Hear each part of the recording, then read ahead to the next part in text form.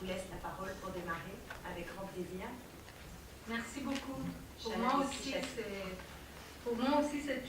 un grand plaisir d'être avec vous pour partager quelques pistes de réflexion. Combien de temps je dispose?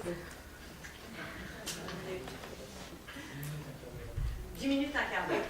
Ok, donc ça va être... oui, ça peut être arrangé les faveurs des personnes qui sont à côté de moi, mais je vais essayer d'optimiser mon temps. Seulement, je vous propose quelques questionnements et quelques pistes de réflexion, puisque, en fait, formuler les bonnes questions, c'est la moitié des réponses. C'est ce que j'ai appris en réfléchissant sur les enjeux, notamment les enjeux de la laïcité au regard de la citoyenneté. Et première démarche serait à chacun de dire de quel lieu, chacune de quel lieu il ou elle parle. Moi, je parle par rapport à plusieurs types de travaux que j'ai pu être amenée à faire qui sont en lien avec ce sujet de notre réflexion d'aujourd'hui. Donc, première, les travaux de l'ADRI, qui est l'Agence de développement des relations interculturelles pour la citoyenneté. Et dans ce cadre-là, nous avons pas mal d'occasions, et moi-même j'ai eu pas mal d'occasions de faire des actions, des différentes actions d'observation, recherche-action, y compris une recherche-action sur la laïcité et la diversité, qui date de 2009, mais dont les problématiques sont tout à fait actuelles, puisque, hélas, nous y échappons pas. Deuxième série de travaux que j'ai pu faire, c'est par rapport à l'analyse de l'expérience iranienne. Effectivement, être d'une origine ne présuppose pas qu'on a une compétence pour discuter là-dessus. C'est des travaux d'analyse et de réflexion qui m'ont permis de découvrir les mécanismes de développement des mouvements idéologico-politiques, religieux. Et donc, effectivement, par rapport à ces deux types de travaux qui sont complémentaires, je vous propose quelques pistes de réflexion et questionnement. Première piste, c'est par rapport à des débats qu'on a fait ce matin. J'ai eu le plaisir d'être là et d'écouter. Et j'ai trouvé qu'on se réduit, en ce qui concerne les acteurs politiques, les acteurs sociaux, beaucoup à des questions de recherche de recettes pragmatiques. Je ne nie pas que c'est important d'avoir des réponses à des questions pratiques, mais en même temps, il faut peut-être qu'on puisse analyser ces pratiques. Et par exemple, par rapport à la question une des questions qui revient souvent, c'est les revendications de la reconnaissance identitaire et aussi les différents types de ces expressions identitaires. Comment ça se fait qu'aujourd'hui, de plus en plus, nous sommes face à ce type de revendications? On a parlé de l'ethnicisation des rapports sociaux en France. C'est une expression qui, en France, a beaucoup de succès. Dans les études anglo-saxons, ce n'est pas la même chose. Mais si on parle de l'ethnicisation dans le sens d'imbrication de plus en plus importante des revendications liées à une origine supposée ou réelle, culturelle et cultuelle, ça pose, par rapport à des situations du terrain, la question suivante. Comment ça se fait qu'aujourd'hui, de plus en plus, quand je dis aujourd'hui, c'est comparé à il y a 10 ans. Parce que moi, j'ai 20 ans d'expérience dans le domaine de l'interculturel et je pourrais dire que ces questions qui nous hantent aujourd'hui sur le terrain n'étaient pas posées de la même façon il y a même 10 ans. Donc la première question pertinente à se poser serait sur comment ça se fait, par exemple, que la question de voile, aujourd'hui, elle pose tellement de problèmes, alors que les populations dites musulmanes qui sont toujours concernées, ça veut dire qu'ils sont toujours cités en parlant de ce phénomène, vivent en France depuis plus d'un siècle et que la question, par exemple, de voile, la question de la loi qu'on a appelée la loi sur le voile, je suis d'accord avec Henri Pénard-Ruiz, ce n'est pas une loi sur le voile, mais n'empêche que beaucoup de gens l'ont senti comme ça. Pourquoi ça, les premiers conflits ont éclaté à 1989. Ça, c'est une vraie question politique et sociale qu'on doit se poser. Comment ça se fait que, par exemple, dans certains centres sociaux, quand on y va, la question de la table, même pour les habitants, qui ne posait jamais de problème alors que la diversité était toujours là, et aujourd'hui, certains acteurs sont obligés de faire des tables et ne pas mettre, par exemple, du vin là-dessous, puisque ça ferait que personne ne viendrait ou la plupart des gens ne viendraient pas. Alors que les mêmes personnes, il y a 10 ans, n'avaient pas ce type de réaction. Quand on se pose ce type de questionnement, on va être amené à situer les cas concrets autour desquels on se bat, et on est obligé de le battre. Je ne dis pas qu'il ne faut pas chercher des recettes pragmatiques, mais on va être obligé de réfléchir avec ces questionnements sur les enjeux économiques, sociaux, politiques et culturels qui, aujourd'hui, sont posés à travers ces petits actes quotidiens qui s'accumulent et qui font le malheur de pas mal d'élus locaux ou des enseignants ou les autres. Si vous voulez, pour vous donner un autre exemple pratique, puisque nous faisons, Adric intervient au sein des lycées depuis 3 ans avec la région Île-de-France sur une action sur l'égalité filles-garçons qui est déclinée en 4 thématiques. Les violences, la question de la liberté sexuelle, qui devient de plus en plus tabou, la question de la laïcité et l'égalité filles-garçons, et la question de l'orientation vers les métiers et l'égalité filles-garçons. Et ça, vous savez très bien que quand on va dans les lycées professionnels, la division sexuelle, ça interpelle tout de suite. Je n'ai pas besoin de donner des chiffres. Vous êtes convaincus. Donc, dans le cadre de ces actions, nous avons rencontré plus de 1000 enseignants, rencontrés, ça veut dire ateliers de réflexion et de débat, plus de 1000 agents éducatifs et près de 7000 jeunes, filles et garçons. Et donc, ce que je dis, les constats que je fais, ce n'est pas du tout par rapport à ma subjectivité personnelle, c'est aussi une observation, quoique l'objectivité pure et dure n'existe pas. C'est pourquoi je vous l'ai dit à partir de quel lieu je parle. Mais pour objectiver ces situations, nous avons fait une réflexion sur les paroles qu'on reçoit et on est en face de désarroi de l'équipe éducative par rapport à des questions qui sont posées.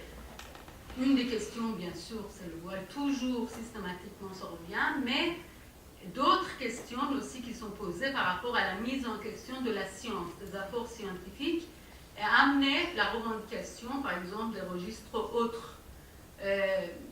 C'est le cas de créationnisme, c'est le cas de refus d'analyser ou de lire les textes érotiques, puisque ça pourrait porter atteinte à certaines convictions. C'est le cas de départ des jeunes filles ou des séjours mixtes, la question de la participation des jeunes filles. Les mêmes questions, on le trouve par rapport à des études qui ont été faites, des observations qui ont été faites sur la présence ou la mixité sexuelle dans les actions de loisirs. Donc, si vous voulez, qu'est-ce qui est interrogé à partir de ces cas qui sont toujours formalisés sous prétexte culturel et de culturel? Il y a des processus de ségrégation qui sont justifiés par des appartenances culturelles et culturelles. Moi, je préfère, au terme de l'ethnicisation, je préfère le terme de l'exacerbation identitaire, parce que ça nous renvoie à des enjeux de notre époque. Je m'explique. Sur le plan macro, je suis persuadée, c'est pas parce que je le vois ainsi, c'est le résultat des réflexions que j'ai menées, c'est que nous vivons dans une époque où la question identitaire revient au centre de la question sociale et politique et culturelle. Pourquoi? Parce que nous vivons un processus de mondialisation fondé sur la marchandisation. Ça fait trop de jargonnage, mais je pense que c'est quand même clair. Il y a un processus de mondialisation qui fait qu'il y a bien sûr une rencontre culturelle, le monde devient grosso modo un petit village, mais en même temps, de l'autre côté, et en même temps, ça va de la paire avec le fait que les revendications autour des droits humains sont clairement en progression. Jamais les droits humains n'ont pas été revendiqués de manière si visible partout. Ce qui va à l'encontre de théorisation sur les conflits de civilisation, etc., etc. J'en passe. Ce matin, ça a été dit. Mais de l'autre côté, paradoxalement, il y a un retour des revendications identitaires qui vont avec les replis identitaires. Ce retour-là, ça ne se limite pas à la question des immigrés et leurs ascendants, ou de leurs enfants.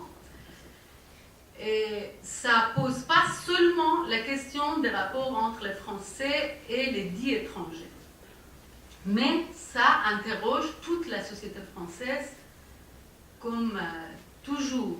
Tout ce qui est posé dans le domaine de l'immigration, c'est comme un miroir qu'on tend vers la société tout entière.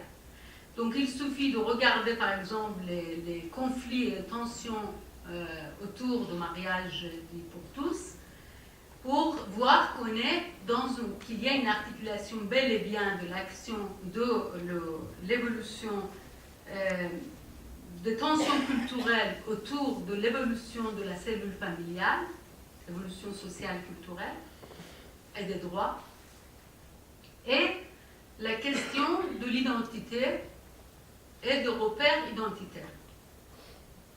Les mouvements idéologico-politiques qui se fondent sur l'exacerbation identitaire ont fait une alliance très visible au sein de ces manifestations.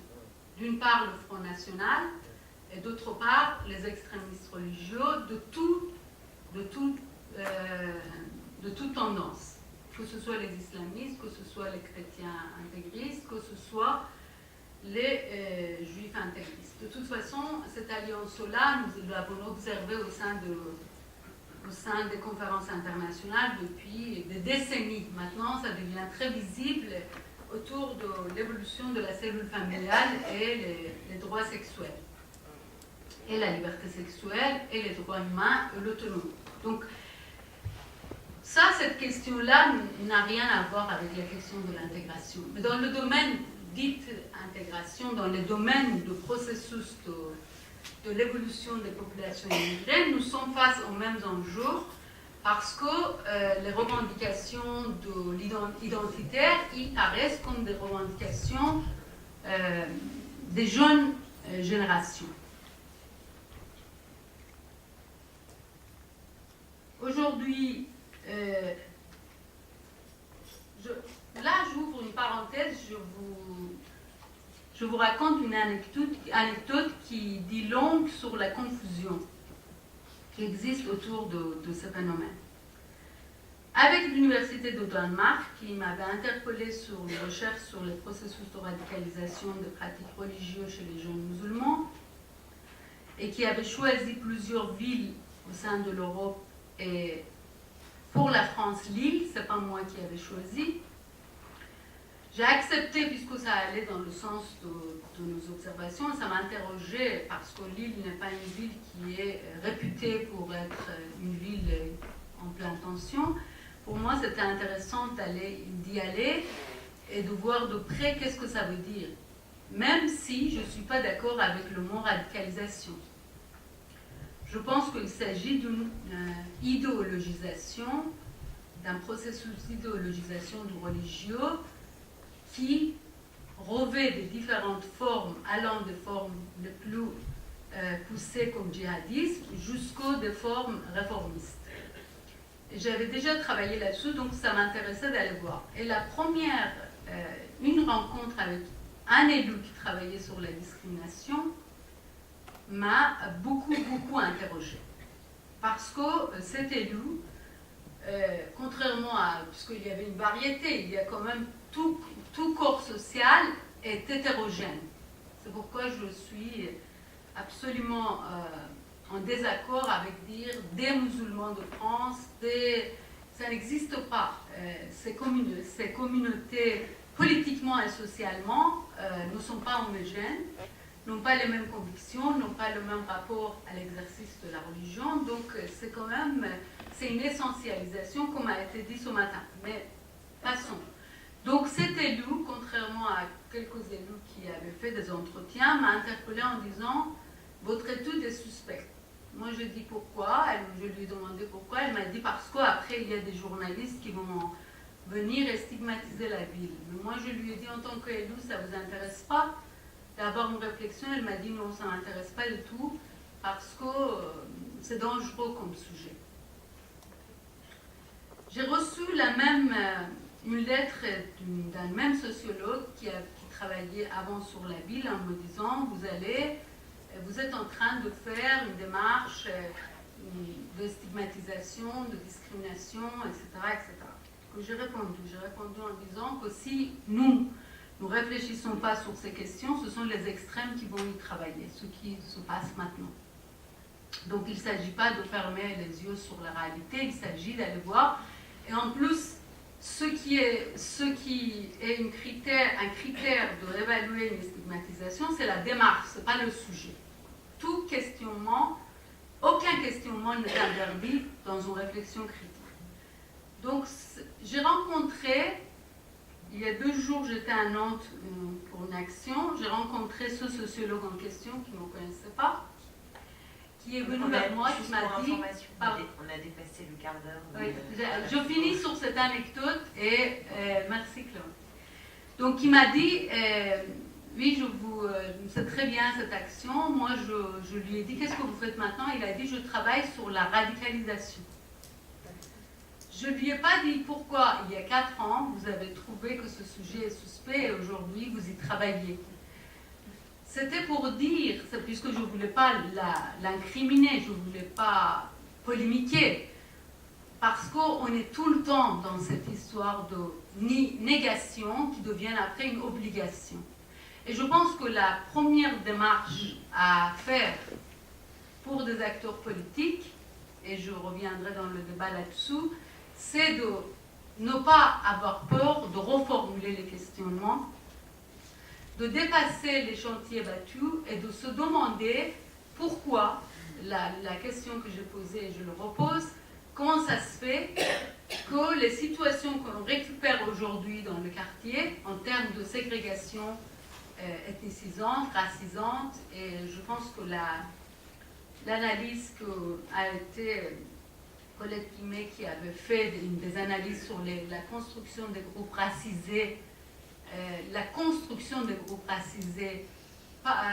par la domination, c'est toujours valable. Mais effectivement, tant qu'on ne se pose pas la question sur les réalités telles qu'elles sont dans leur complexité, on pourrait travailler sur les recettes. Mais ça ne nous ramènera pas à travailler sur la dynamique des rapports de force qui sont engagés aujourd'hui sur le terrain local autour de ces questions, les questions sont éminemment politiques, et qu'est-ce qui est politique? C'est toujours social et culturel. Donc on est obligé de retravailler sur les questions identitaires, mais avec une vision, excusez-moi le terme, qui se donne le temps d'être intelligente et qui dépasse les côtés techniques pour arriver quand même à se poser des bonnes questions. Je suis désolée d'avoir été peut-être... ça veut dire, en fait, le défi que je lance, c'est assez ambitieux et le temps ne correspond pas vraiment, mais après, je suis à votre disposition pour le débat. Merci.